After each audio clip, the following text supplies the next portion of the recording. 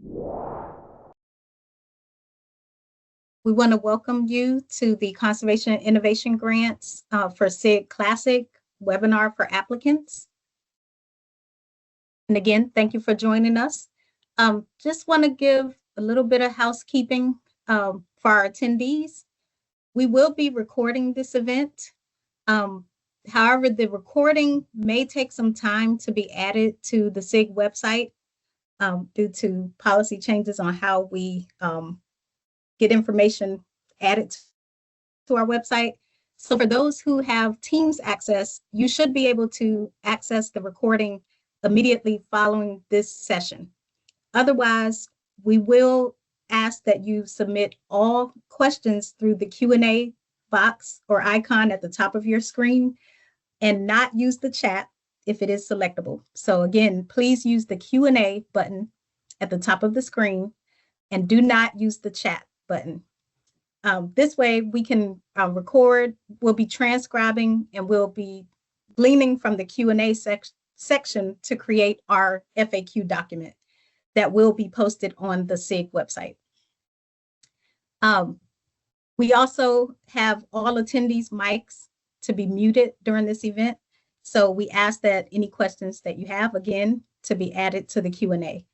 At the end of the session, we will have a question and answer session, and we will try to answer as many questions as possible. But as long as you get them in the chat, we'll make sure that they are covered with a response in the FAQ document. We ask that you give us a little bit of time to gather all of that information.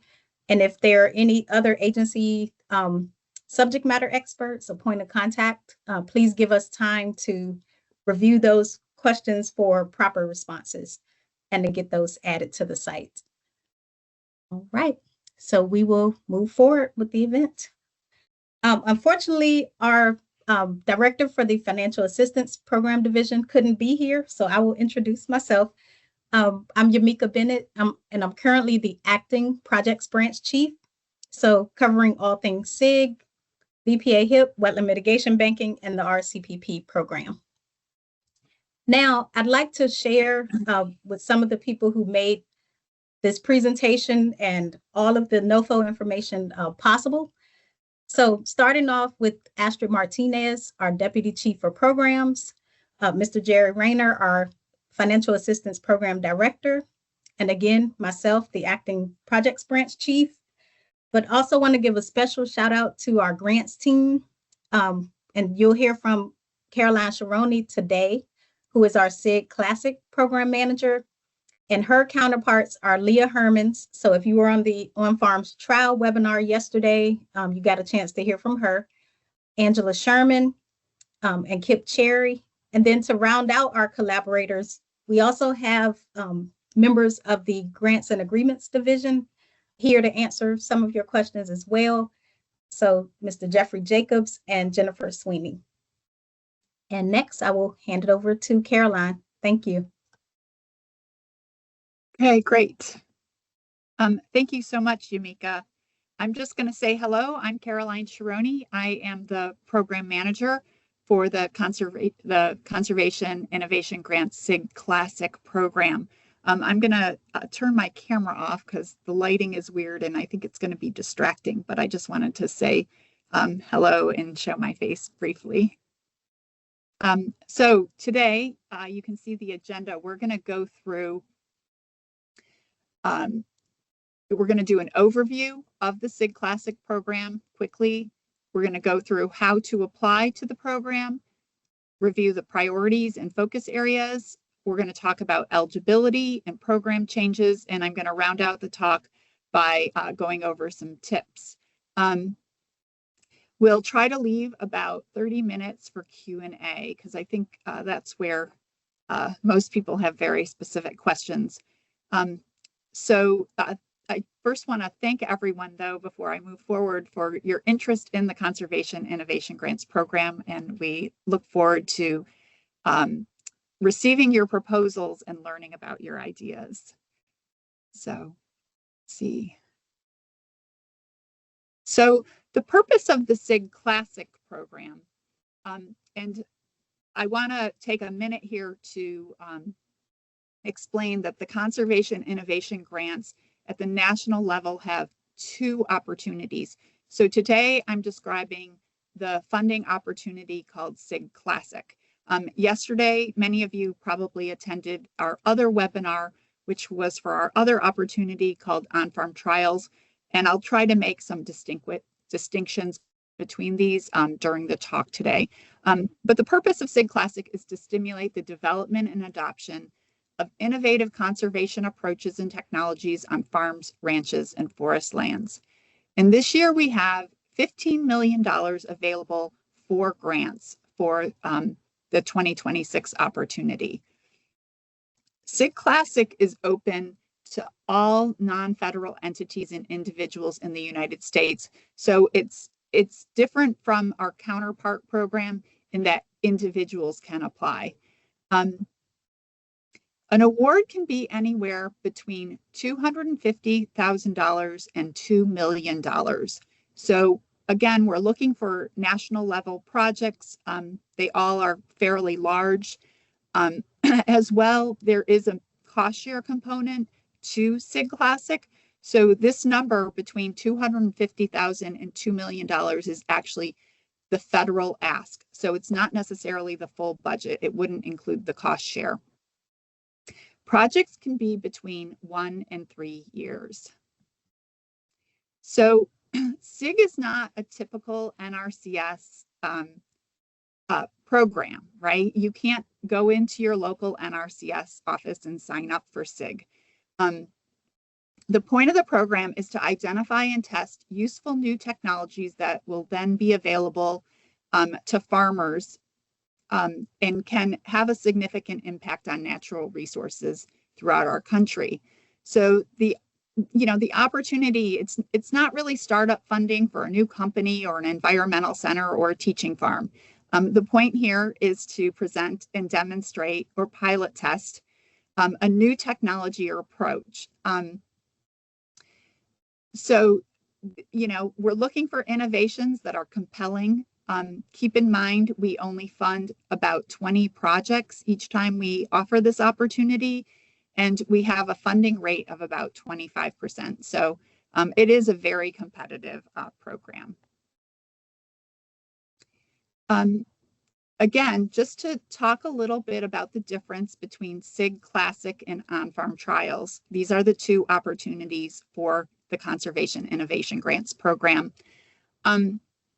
SIG Classic is about developing and piloting new ideas, whereas On-Farm Trials is about,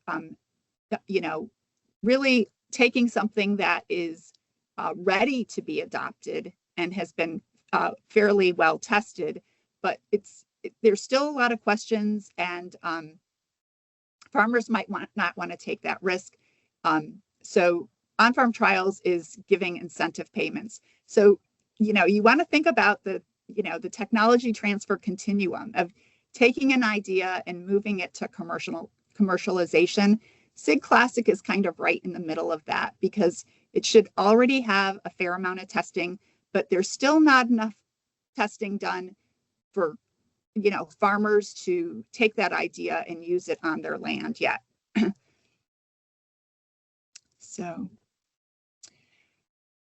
So application essentials.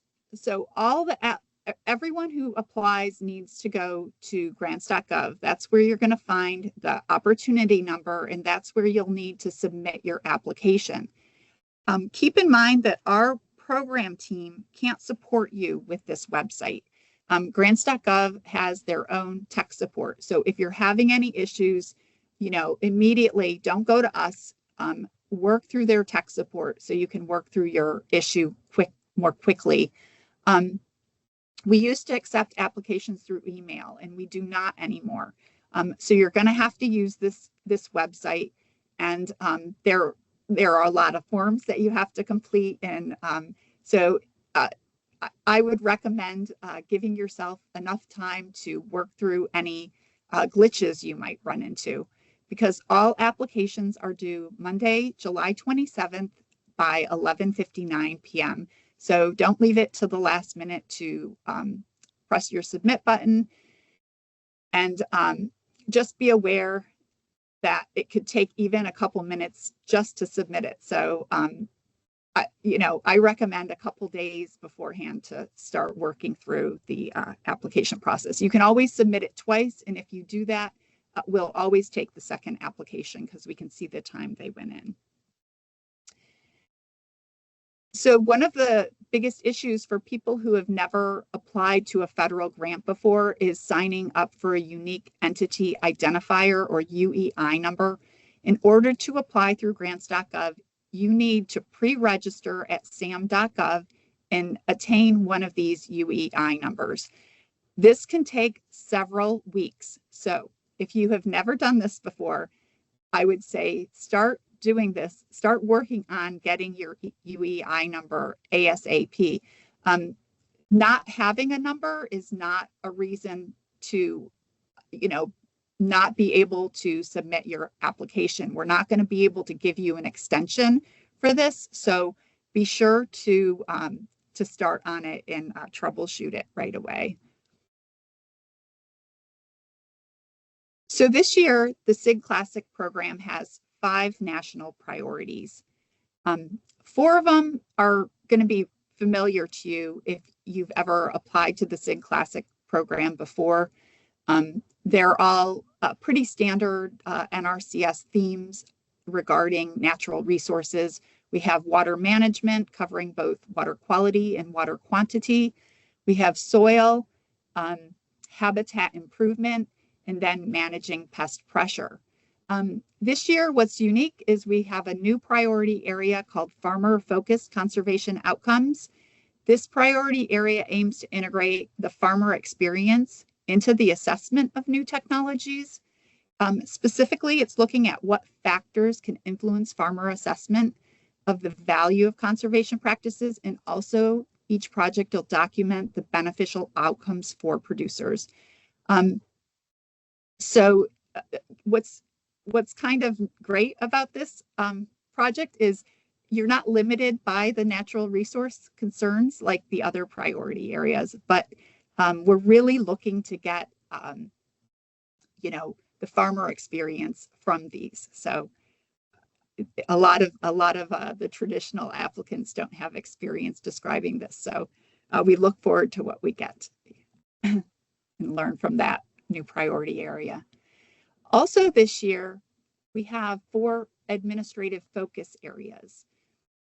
So, the administration is very interested in integrating ways to teach new farmers about conservation. Therefore, there's a preference for proposals that include community colleges, junior colleges, and state technical schools, as well as conservation workforce development aspects of a proposal.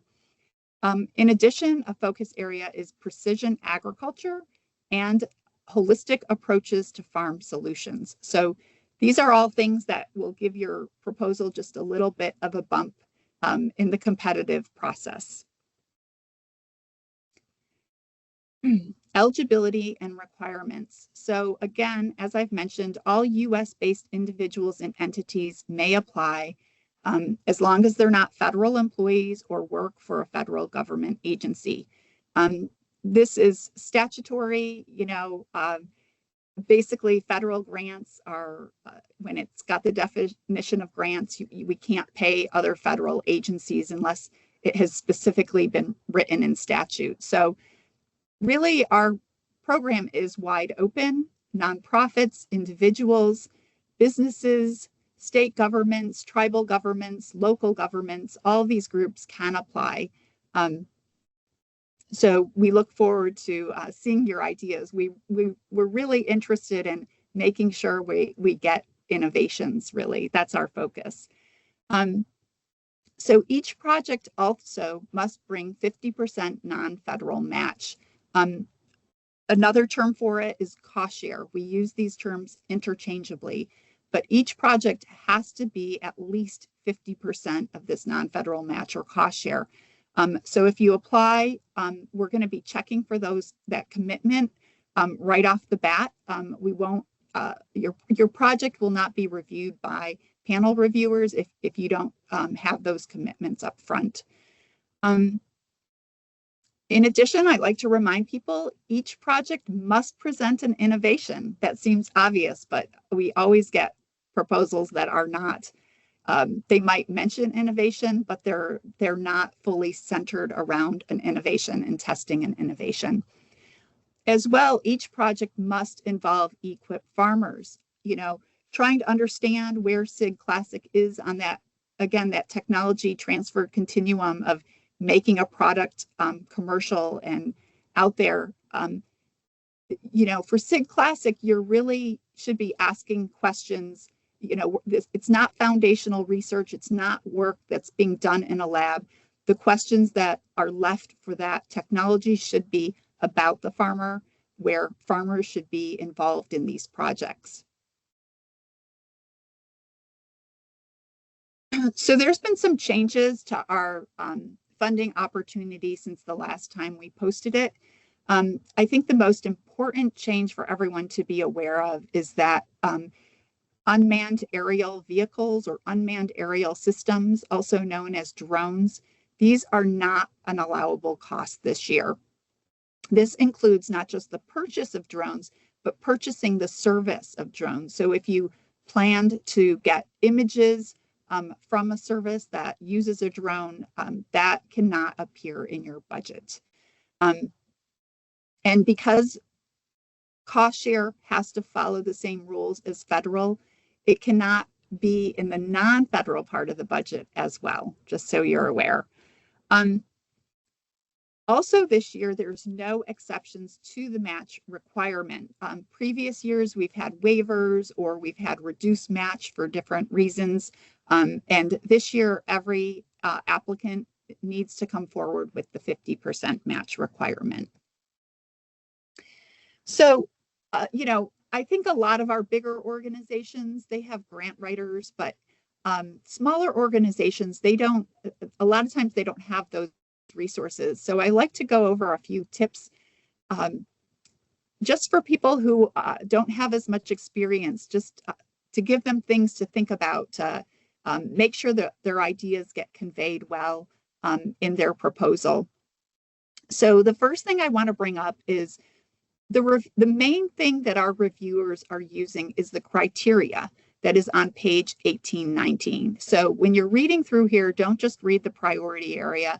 When you put your proposal together, make sure you review that, the criteria and the sub-criteria. There's almost 20 of them in total. So they're all very important to understand when you're putting your proposal together.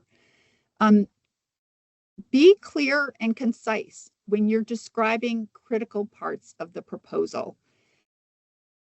I think sometimes people, when they describe their innovation, they want to make sure they describe it thoroughly, but sometimes that can actually confuse the reviewer. You want to be really concise, and so it's very clear what is getting assessed. As well, you want to be clear and concise with your goals and objectives. I actually had a proposal come through once, and the writer was just very loose with the terms goals and objectives, and they presented goals and objectives in the beginning, but then they had another set, you know, on page 5 and another set on page 10, and that I don't think they realized they were using the same word, and as a reviewer, that becomes very confusing. So be very conscientious about these terms that we're asking you to lay out that are in the NOFO. As well, you want to be very clear between what your project's long-term potential impact is, what your short-term expected impact from the project is, and what your tangible deliverables are from the project. Those three elements are actually very different, and very often a writer will combine those. But by defining those all separately, we understand actually your project much better. Team qualifications are part of the proposal. If you have a critical position that has to be filled and you don't actually have the person in place when you submit this proposal, keep in mind that their skills will not be lent to the review of the proposal. So it's really good to get your team members in place, because without that known skill set from an actual individual, it could work against your proposal. Be sure to address potential project downsides. I think a lot of people, they want to sing praises to their idea, but if you're really thinking through, you're going to know what the potential pitfalls are. And going into a project, knowing what those are and making sure you're evaluating for those makes sure the reviewer knows that you're thinking everything through thoroughly. If your project's part of a larger initiative, be sure to define how the NRCS project, what you're actually submitting for, fits into that larger initiative, and make sure that's clearly defined and there's clear boundaries between those. Too often, individuals might have research programs and they're just trying to get more money for that program, and these lines blur. That brings up a lot of questions in review. So try to be very clear on those things, and you can really utilize your background section to create those clarifications. Be sure to edit your document, and then I recommend going through and editing again. I'll always remember receiving a proposal once with all of the track changes in there. You want to be really conscientious about what you're giving people, because each reviewer only has a certain amount of time to assess a proposal. So you want to make sure that it's clear, basically, and editing helps with that. Last but not least, I want to talk about good budget narratives. Keep in mind when you write your budget narrative that this is another view into a project. It gives the reviewer a whole nother way to assess a project. So your budget narratives should be thorough, but they should be focused on describing the costs. Too often people will start integrating project methods or objectives. They'll start repeating parts of a project narrative. That's not what we want. We want it all to be budget focused. Be sure you separate your costs by years, and be sure you separate your federal and your non-federal cost share costs as well. Round to the nearest dollar. We don't want to see cents there, and make sure there's no big gaps in dollars. I recommend putting together a spreadsheet, make sure everything adds up. It always hurts a proposal if there's a reviewer sees there's been $10,000 that was never listed and not defined. The categories that you should be using in the budget are in the SF 424A. So it's just a reminder that's part of the format that you'll use. Okay, so I'm ready to take questions. But first, on this slide, you'll see our website, which has more information in general on our program, and it's got a project search if you want to search out older SIG projects that have been awarded. As well, we've posted here our general inbox for you, so you have a way to reach us. Okay, Leah, I'll take questions. Great, thanks, Caroline. We've got a lot of good questions in the Q&A coming. Just one thing I want to note before I dive into the questions: we can't speak to the merit of a specific idea or any, kind of project specifics. So I will go through the questions that are applicable to the general audience about the NFO or the program. But if there are project-specific questions looking at the merit of a specific project, we're unfortunately not able to comment on those due to the competitive nature of this program. So Caroline, the first question we've got is, can budget money be used to build a piece of field equipment necessary to evaluate the technology in the field? Yes, it can be. So their equipment costs are allowed. Depending on the cost of that equipment, you don't necessarily have the ability to own it. So anything, I think the amount, Jennifer, you'll have to check me on this, is $10,000 now. Any equipment over $10,000, the ownership is actually with the federal government. We don't build permanent structures though. So, you know, we're not going to build a building for you, but we will build testing equipment for sure. Well, we won't build it, but we'll fund it. So, and Jennifer, do you want to check me on the equipment number? I missed the question, Shermy. I'm sorry. I just joined. I was in another meeting. Okay, equipment. Some supplies are defined as equipment at $10,000 now, or is it? Yes. Okay. Yes. All right. Thank you. Yeah. All right. So the next question we have here is, what are the evaluation requirements for SIG Classic, and how do they differ from on-farm trials? So we have no specific evaluation requirements. What we require is an evaluation. So again, when you look at the criteria, this is one of the, you know, the evaluation you put together, that's one of the elements that panel reviewers that are reviewing your proposal and ranking it, they're the ones that are going to be assessing that. So because we allow for infinite ideas of innovations and how they assess and impact natural resources, we don't, you know, we're not very specific with that. We leave it open.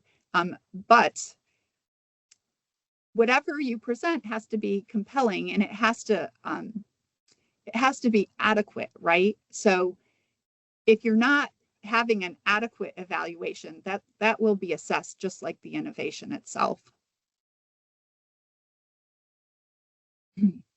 Yeah, and I'll just add to the second note of how is it different from on-farm trials. So on-farm trials has 4 priorities, and only one of those priorities, which is the soil health demo priority, has rigid kind of prescriptive evaluation requirements. That can be found on the applicant webinar. So similar to SIG Classic, on-farm trials requires an evaluation of the natural resource outcomes and the economic outcomes, but we don't have set measurements for our set requirements for exactly what's being evaluated, with the exception of the soil health demo trial. All right, so I'll move to the next question here. Would a project that is in more of a planning capacity building phase be competitive for this award, including site identification, prioritization, partnership building, regulatory review, etc.? Okay, well, that's a lot. So I'm not sure which of those elements you know or you don't know, but again, your reviewers, everything is ranked against the criteria, and your reviewers are assessing relative to each other these proposals, right? So ultimately, we want stuff that's going to be ready for farmers at the end of the project. If you leave a lot of gaps, I don't know what to tell you. I don't, you know, there's obviously every project doesn't have all the gaps filled. I mean, we get projects that don't have all the farmers identified yet, might not have a site identified yet, but it's about their capacity to do that and their ability to convince the panel that they can do that with what they've put forward, given letters from contributors, partners in different groups, as well as the plan they lay out. So, you know, it just depends. So I'm not the reviewer specifically, so I can't answer it exactly. Yeah, and I'll just add to that, because as I read this one a couple times and wasn't sure, because there are some details exactly what angle they were coming at. These are standalone projects. So if the question is if it's appropriate, if it's, you know, still in that initial phase, I think the answer would be yes, because you're going to complete the whole project life cycle. You're going to, you know, right, outline your timeline. And if the question is this appropriate for a project that's just focusing on planning capacity building, then that would not be a standalone project. Okay, so the next question we have is the 250,000 minimum what I can ask for the agency as minimum, excluding the match, or is the total minimum I can ask for that includes the organization match? So that would be the total you can ask for is 250,000. Right. So the minimum project is actually $500,000. So that would be the 250,000 of federal money and then a match of 250,000. So. Okay. All right. Is a drone-based solution eligible as long as the funding is not used to purchase a drone or service that uses drones? So as far as we know, if you read the NOFO, it states that drones cannot be in the budget. How that relates to the M26, which is the, let me look that up, actually, the... Caroline, I can try to answer part of that. You want to answer it? It's the M2602 is the secretary's memo on that. Yes, it's regarding the federal financial assistance. So the federal portion of that budget. So it could be used under contributions, but what you're requesting from the SIG funding cannot be used for drone purchase or drone usage. So it can be a part of the project. You just can't purchase. Yep. Okay. I thought that was okay. I thought that was right, but then again, I started to second guess myself because I don't know what was in the executive memo. Don't remember. Thank you. Okay, I have another slightly complex one here, so I can read it twice if needed. If a BMP has demonstrated co-benefits for specific wildlife species and livestock production under a prior SIG award, would a new application be considered innovative if it formally quantifies outcomes for additional understudied taxa, where those outcomes could inform separate practice standards or broader production adoption? Or would that be more appropriate for on-farm trials? Okay. Well, I think this is giving too much.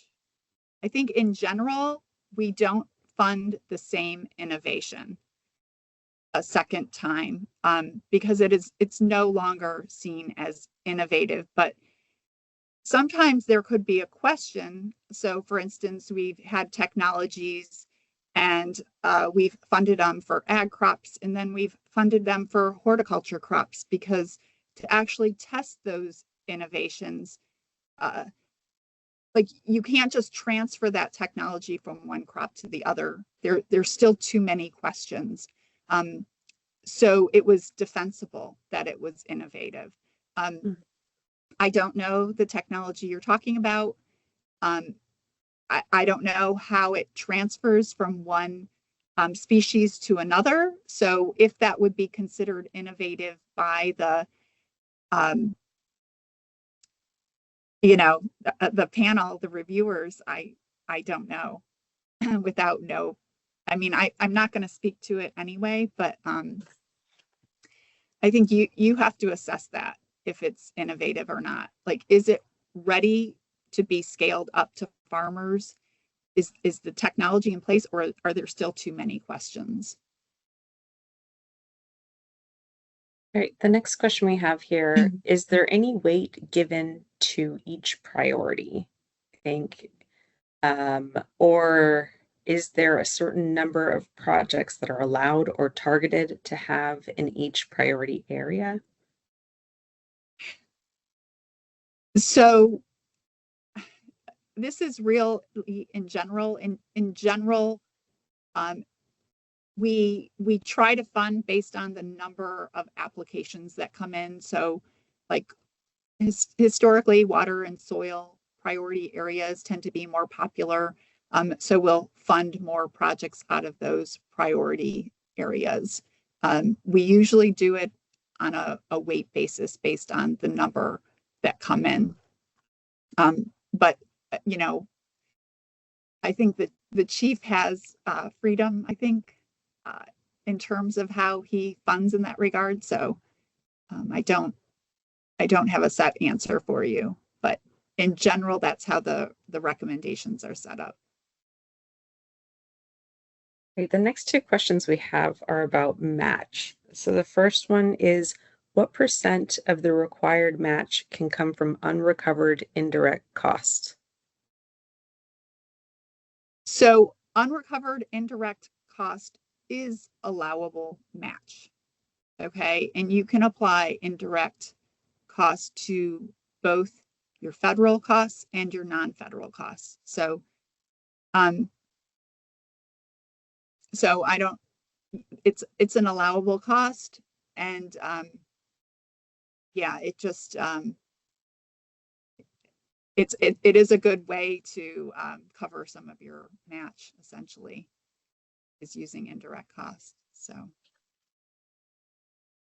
Right. The next one about match is regarding the commitment of 50% cost share upfront.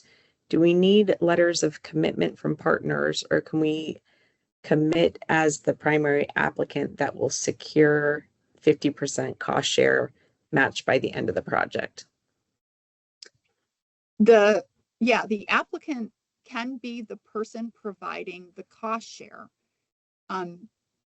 You know, you're going to describe your project. If the cost share, if you don't have that cost share, you're going to need partners to cover it, and therefore you'll need a letter, a signed letter from them stating that they will cover it. So, but the applicant can cover 100% of their cost share.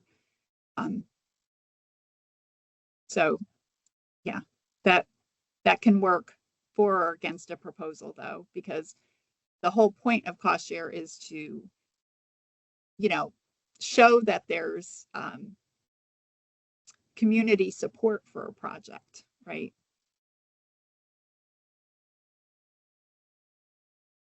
All right, so the next one we have, this question, I can assume it's about participating producers or producers that are involved. The question is, farmers already enrolled in EQIP ? Or EQIP eligible farmers? It's EQIP eligible farmers. So just like on-farm trials, if you have a farmer in this project and you want that farmer to do something on his land, to test that innovation on his land, he is going to have to be enrolled in FSA. But if you're involving farmers in surveys or in field days, they should be EQIP eligible farmers, because that's really the audience of who we're focused on, because this is an EQIP program. So.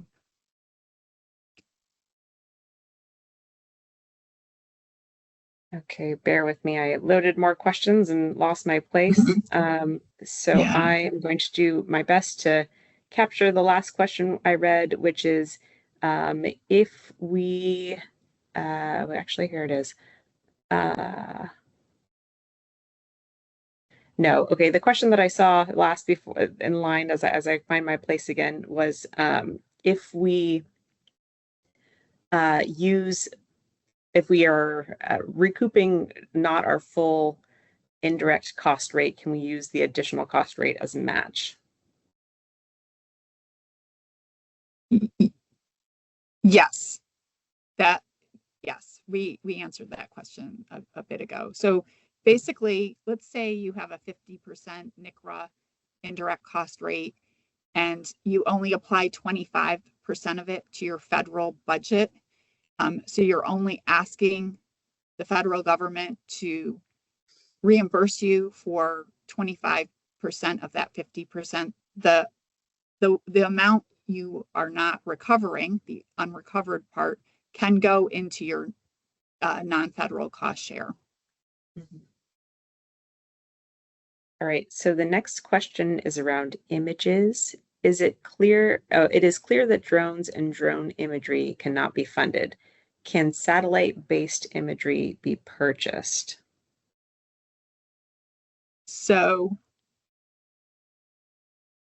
I believe I don't think we don't have anything in our NOFO on satellites, only drones. So what's unmanned aerial systems and vehicles. So I don't know if a satellite is considered an unmanned aerial system.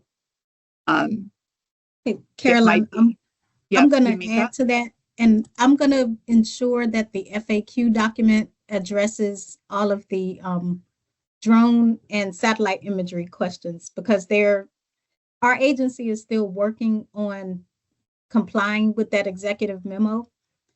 So we want to provide concise answers. So I think we'll table the drone or imagery questions, and we will address them all in the FAQ document that will be posted on the website. Thanks. Okay, thanks, Yumika. All right, so the next one we have in the queue is, can you provide a sample of clarifying boundaries under writing a good project narrative? Clarifying boundaries. I had mentioned boundaries specifically for projects that are larger than the NRCS proposal you're submitting, right? So for instance, a university professor might have a research program in cover cropping, and he has a very large program looking at like testing various different technologies of corn and soybean with cover cropping.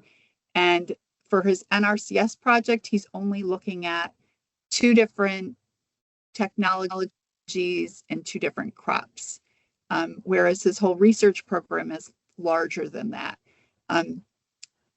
You know, and there's elements that will be shared, right, between the larger program and this program. Like his publications might include, you know, speak to his larger program and not to this specific program.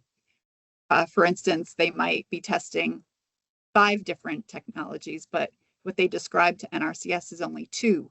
So when I said the word boundaries, I'm really talking about describing those larger initiatives. If there's going to be boundaries that are going to run between those, like if there's any aspect of the project, like you're planning to do a publication with everything you do and your NRCS project will be a part of that. Like you need to describe that, you know, how that involvement will be blended and how it would be separate. That explains, because basically we're overseeing federal financial dollars. So we have to ensure that that money has been spent properly. For instance, I have a project recently, it's all about imaging. And I see they have a bunch of costs for laboratory equipment, you know, like probably not appropriate, right? There's probably a little bit of overlap with some of his other projects in the PD has gotten confused, right? So those are the kind of things we look for, and that's why it's important to define those boundaries. Hopefully that helps. All right, next up, could you please provide additional clarification on what qualifies as third-party in-kind contributions for the required non-federal cost share? Specifically, I would appreciate more details on the types of services, materials, equipment, or other non-cash contributions from external partners that are considered allowable under this requirement. So I think most commonly is people will do volunteer hours. So a nonprofit might be doing a study, a soil health study, and they're going to involve from their local community. Maybe they'll be working with a local community group that reaches out to farmers. So that's a partner to the grant. That's not the applicant itself. And that third party has to actually be the person who is, tallying the hours, the volunteer hours. If farmers put a bunch of time into their part of the project, they're the ones collecting it and assessing the value of that and reporting that back to the applicant.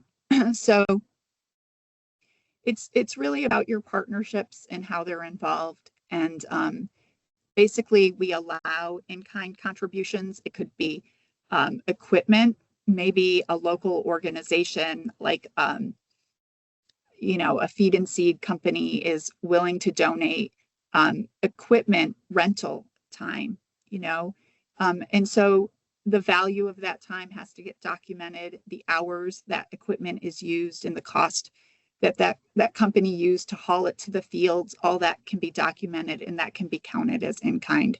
So those are different examples, and they could be done by your partners in this project.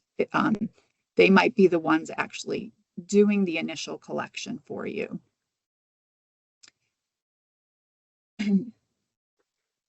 All right, this next question is broad, so I'm not sure how much you'll be able to speak to, but I'll throw it out there in case there's anything you're able to add to it. The question is, can you talk more about the new farmer-focused conservation outcomes? Okay, so, I think the one that's probably the most confusing is the holistic. The other ones I think are pretty direct. On your cover page, if you are integrating these farmer-focused outcomes into your proposal, you need to basically mark that on your cover sheet, right? So we know and we'll know to look for it. If you don't mark it, we're not going to look for it. But the holistic, I actually got a definition of holistic for this talk. So holistic is an approach that reflects the interdependence of parts, specifically one that would address at least one of the 11 identified natural resource concerns for NRCS. So we refer to those as SWAPA, and that recognizes and integrates producer perspectives and experiences that are impacted by the introduced technology. So there's a lot of overlap between this and the first priority area, the farmer-focused outcomes, to the focus areas, but the focus area really allows you to add that benefit to all the priority areas, essentially. And the holistic focus is basically going to be in every single project submitted to the farmer-focused outcomes priority area. So hopefully that helps. All right, next one's a shorter one. That will be a quicker answer. So it's more direct. Is indirect an allowable cost? Yes, indirect is an allowable cost in SIG Classic. Yes. All right. Another short one. The NFO, the Notice of Funding Opportunity, says to plan on projects starting September 2026. Is that an accurate date? We keep getting these, Leah. Okay, so we will announce the awards within this fiscal year, and we expect all the awards to be made within this calendar year. So you're the day that the the award is signed does not have to be the start date. Okay, so if you want a little bit more control, you can actually put as your start date a little bit beyond that in case there are delays. Sometimes there's delays. The process of selecting, approving, and then writing agreements, there's a lot that can delay this whole process at many points. So again, the day a grant is executed does not have to be the day it starts. A start date can be set far in advance. You can set the start date in January 2027 or February 2027. We want a little bit more control, I guess. But if you start it, you can't start it before an award is executed. So if you put an earlier start date, there's more chances that that's going to get delayed.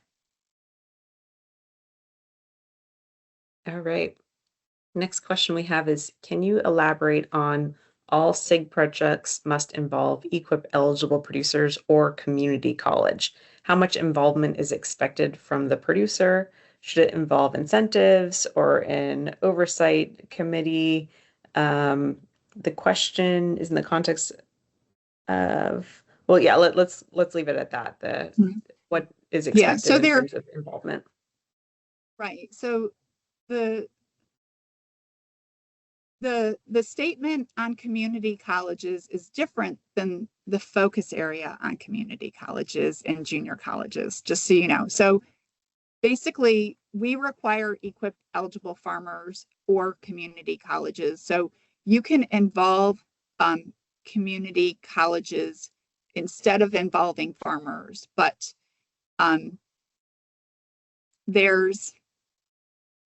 but in general, a lot of it ends up working with farmers anyway. So I guess I generalized it. It's the first year we actually put that language in the NOFO on community colleges. So actually, I'm gonna defer that to the FAQ, that question, because I wanna review the NOFO language one more time before I answer it. But basically, there is an option, and the involvement of community colleges would be like the involvement of EQIP eligible farmers. They, I think that it has to be specifically with land for community colleges, whereas EQIP eligible farmers, they can be involved in like a field day. So it's a little different. Okay, Leah, next question. Okay, so this next one I'll throw it out there, and either Caroline or Jennifer, whoever wants, it's about indirect cost rates. Can you clarify the allowable indirect cost rate under this solicitation? Right. So indirect cost is defined in the federal regulations for grants, which is 2 CFR 200. And what you're allowed is a de minimis rate, which I think is 15% now. Jennifer, if you can check me on that. Yes, you're correct. Okay, thank you. And then we have we allow federally negotiated indirect cost agreements. So a lot of organizations have what we call a NICRA, a nationally a national federally negotiated agreement. And essentially these allow them a higher indirect cost rate than this 15%. So you have to have that NICRA paperwork with your application if you're going to request that percent. In some cases, you can actually request to get a NICRA, but that happens very rarely and in only certain circumstances. So if you don't have a NICRA, you would usually use the de minimis rate, which is 15%. All right. We're in the kind of home stretch. You got 7 minutes left. The next question is, would commercial shellfish aquaculture producers, such as oyster farmers, be considered eligible agricultural producers? Yes, I mean, if they can sign up at FSA and if they qualify for EQIP, then they would qualify for this program. So I'm not sure exactly where that is, and I'll get more information for you. I'll talk with our water quality NDL. He'll know the answer to that. But I think as long as there's conservation practices that they're allowed, then they would be able to be EQIP farmers. So, Caroline, I can speak to that. I've worked in some states that covered aquaculture, and what you said is exactly correct. They would still work with FSA, and they would have to get a farm and tract number on the land that's within the water. that they encompass, but that's exactly right. They would have to be registered and eligible with the Farm Service Agency. Great. Thank you, Yumika. Mhm. Okay. This next one may be twofold. I'll start with the first one. For sole proprietor farmers who also work at research institutions, would they be allowed to apply? And then the second Yes. part is under what entity should they be applying? So I think this probably broaches into, but we'll start with that first question. I'll let you take that. So yes, as long as they're not at a federal institution, if they can't apply as a federal worker, but we wouldn't be the ones to decide, which persona for you would be the best one to apply, be it your, farm business, or as an individual researcher, or even just as an individual not associated with an organization. That would be your decision, and you'd have to weigh the pros and cons of that.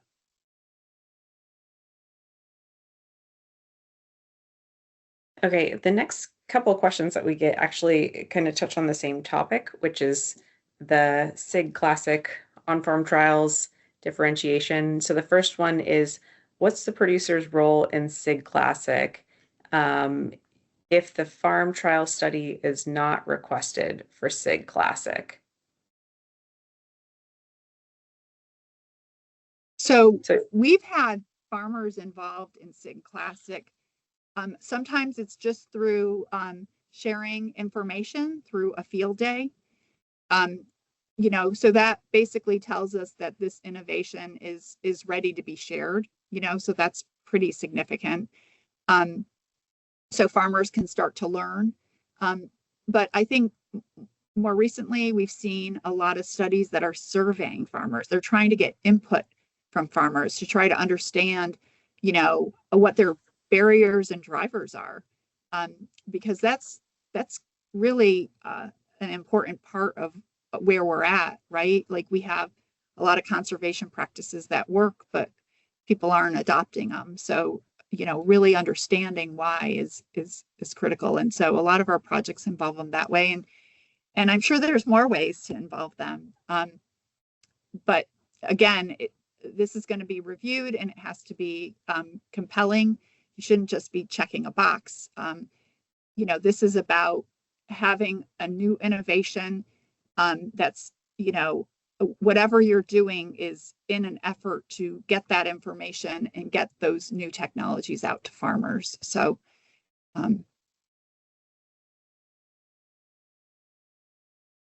Okay. And then the next one is, do the trials under a SIG Classic project, should they always be on farm producer fields, or can the trials be conducted at university research lands along with producer fields? Yes, they do not have to have producer fields in the project. Again, it just depends on the project and what is needed for that technology. But we have lots of them that are doing university plots, and we have lots of them that are doing farmer plots. So. Mm-hmm. All right. Can SIG funds be used for incentive payments to producers to implement innovative practices, or are NRCS funds limited to technical assistance? SIG Classic, you can have farmer incentive payments in the budget. It's just not a requirement like the on-farm trials program. All right, next question. Can the same research team submit 2 proposals to the same or different SIG opportunities? So I think this question is, can they submit 2 proposals to SIG Classic, or can they submit one to SIG Classic and one to on-farm trials? Yep. The answer is yes, as long as they're clearly different ideas. You're testing Okay. different innovations. Would funds be able to be applied to the development of an app?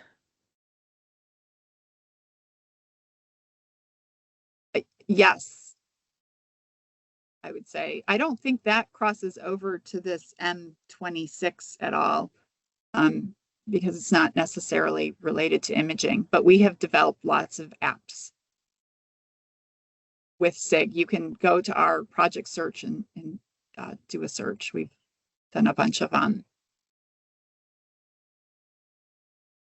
Okay.